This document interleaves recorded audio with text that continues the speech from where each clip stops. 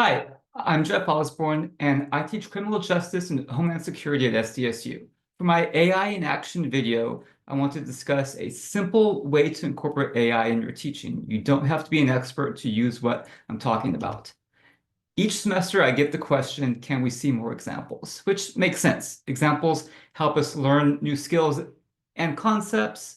Also, students want to see what strong work looks like. They also want to avoid making common mistakes, and they want examples that match what we're discussing in class. This is especially true when I talk about thesis statements with my classes, and so thesis statements will be the focus here.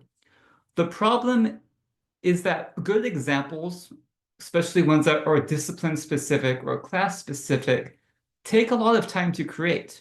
It can be a challenge coming up with a solid list of examples. But we know that students benefit from seeing examples that reflect the language and topics of their class and program. This is where AI can actually be a big help. I can create endless examples that are discipline specific and class specific related to thesis statements. Here's an example of a prompt I have used in the past. I give a bit of context to the course that I want to use, and then I tell AI I want 25 thesis statement ideas related to these topics that I've outlined. For each of the 25 ideas, I want a strong and weak version of that thesis statement. You can come up with as many ideas as you want. You just plug in whatever course information is relevant to you and what you're teaching. And it will give us an output like this. So these are the first and final 5 of that list of 25. This is when it falls on the instructor, who's a subject matter expert, to evaluate and verify that AI output. You have to go through it and you have to see which ones are appropriate for my class. Do they link back to previous discussions? Are they interesting, or they go into spark debate? It's up to you how you pick and choose which examples from the list you want. Because again, as an instructor, you are that subject matter expert. But so once you have that list, and so here's what I've done. I review in class a handful of strong and weak thesis statements. We do this as a group.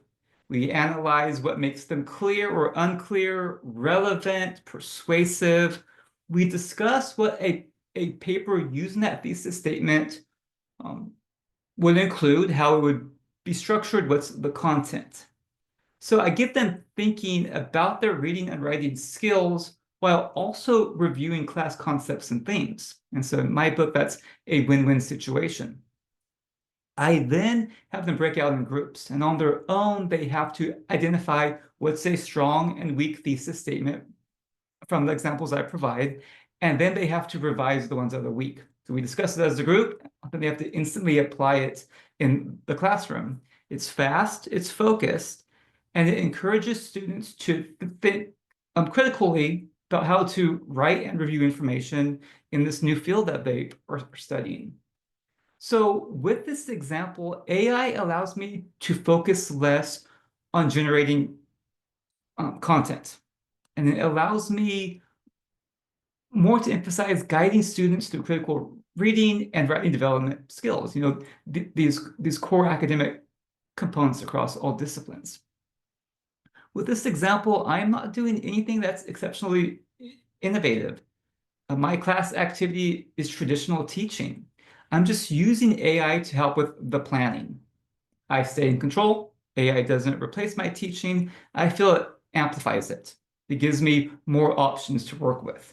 So ultimately, it's about being more creative and efficient when we prepare for our classes. So yeah, we can use AI to help generate discipline-specific and class-specific examples. We can use AI to customize our teaching. And that's what I've been doing this past year. So that's my video. Thanks for watching.